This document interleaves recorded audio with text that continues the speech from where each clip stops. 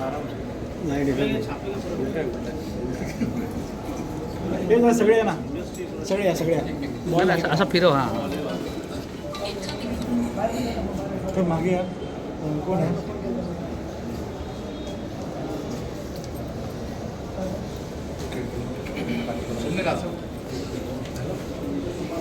हां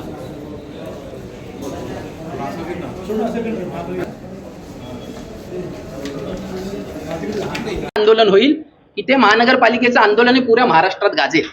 कारण अशा प्रकारची जी आडमुठीपणा आहे, महानगरपालिका स्वतःच अतिक्रमण करते त्यांच्या जागेवर, तर ही खूप भयानक अवस्था आहे. कारण आज एक सामान्य माणसानी साधी टपरी जरी बांधली तर अतिक्रमण विभाग कारवाई करतं आणि ते 5% मैदान कब्जा केलंय पण कारवाई होत नाही. म्हणजे इकडे कुठेतरी गोडबंगाल आहेत. नगर अभियंता साहेबांचा यांना सगळ्यांना छुपा पाठिंबा असल्यामुळे ह्या सगळ्या गोष्टी घडत आहेत. कुठे कुठे अतिक्रमणाला हे वाव देण्याचं अतिक्रमणाला वाव देण्याचं कामच आहे ना. कारण एक जबाबदार अधिकारी म्हणून कारवाई झाली पाहिजे होती ना आणि सगळं थांबलं पाहिजे होतं, पण तसं झालं नाही. हे खूपच भयानक आहे. नगर अभियंत्यांच्या वर्ध हस्ताखाली हा कब्जा झालेला आहे.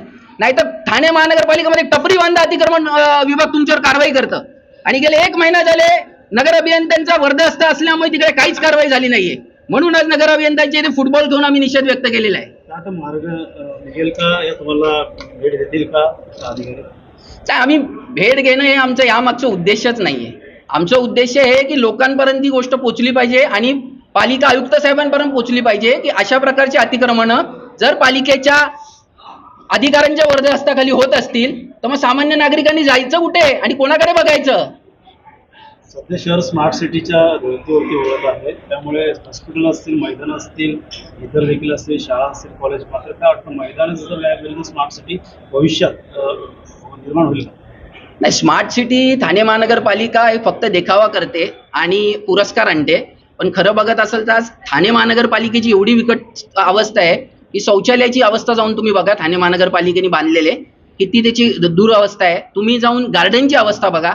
आज 2 यांनी स्मार्ट सिटीच्या नावावर गार्डन केलेली, जे हे लोक बोलत होते की नवीन ठाणे जुनं ठाणे म्हणून, त्याची आज बघा त्याच्यात घोटाळा झालेला आहे. आणि वेगवेगळे प्रकल्प बघा, आज ITS प्रकल्प बघा, ERP प्रकल्प बघा, स्मार्ट सिटीमध्ये जे रेस्टरूम बांधलेले त्याची अवस्था बघा.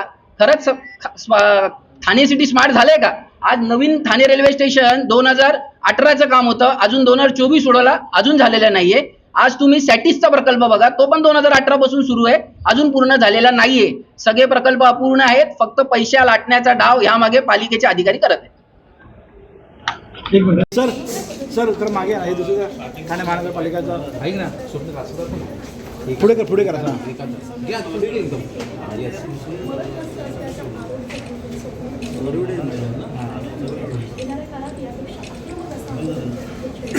थोडं मागे जाऊन खेळत या ना.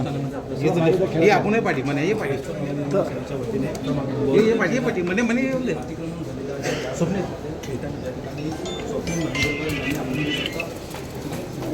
एक मिनिट.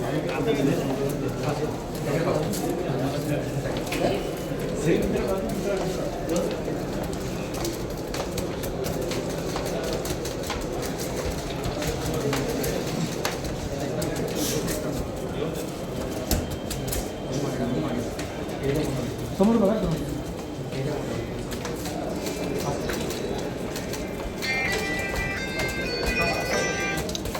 आंदोलन चालू शूट करतो तिसऱ्या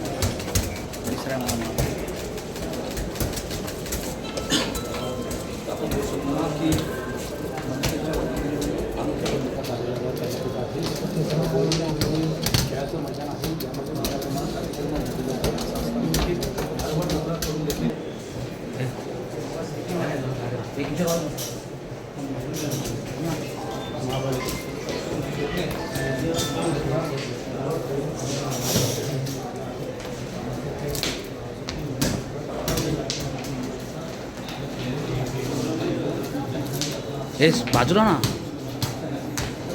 साईड ना जरा साईड.